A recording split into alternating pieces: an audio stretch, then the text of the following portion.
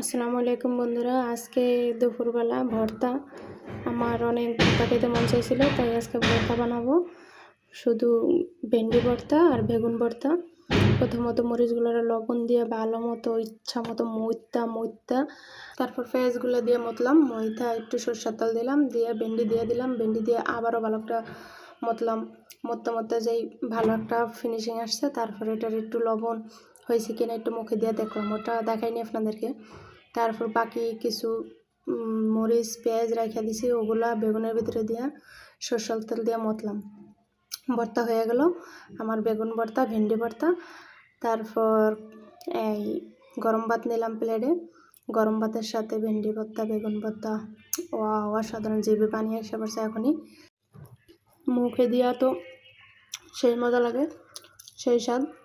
গরম ভাত, তার ভিতরে ভর্তা। আমার অনেকদিন ভর্তা খেতে মন চাইছিল, তাই ভর্তা বানাইলাম। সেই মজা। কারা কারা খাইবেন তাড়াতাড়ি আমার পেজে এসে লাইক কমেন্ট দিয়ে যান, তাদের জন্য ভর্তার পার্সেল পাঠিয়ে দিব। আমার খাওয়া দেখে আবার কেউ নজর দিয়েন না, তাহলে আবার পেট ব্যথা করবো। খাইতে চাইলে কমেন্ট বক্সে বলবেন। অসাধারণ।